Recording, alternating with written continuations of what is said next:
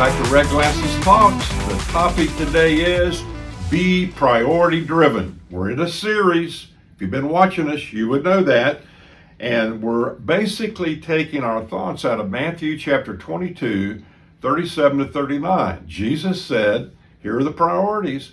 Love the Lord your God with all your heart, mind, soul, and strength. Number one.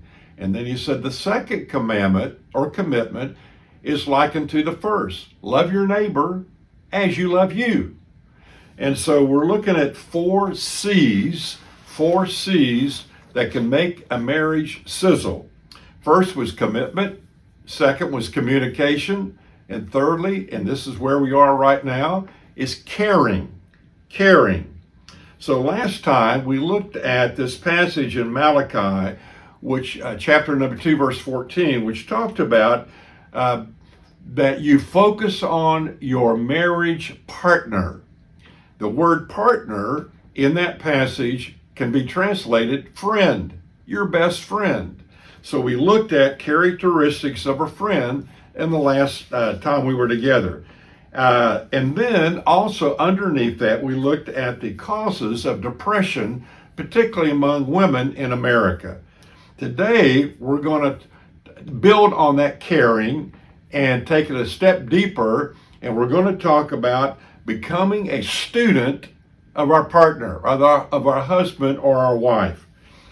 There are different kinds of needs. And I'll just kind of simplify it. There are felt needs and there are real needs.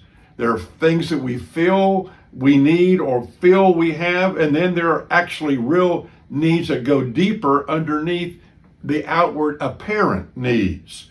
And so just keep that in mind. And I think when you think about your marriage, we got to learn to discern the needs of our partner and then scratch where they itch.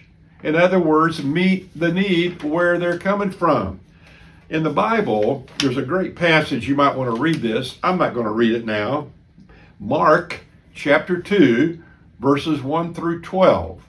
And in this passage, Jesus is with a room full of people. And in that room, and in this passage, he meets 10 different needs in that one passage. But all I want to do now is mention to you 10 needs that everyone has. And so here we go. There's the basic, what I call total person needs. You can put that in one column. The physical needs, the mental needs, the social or relationship needs, emotional needs, and spiritual needs. So that's the total person.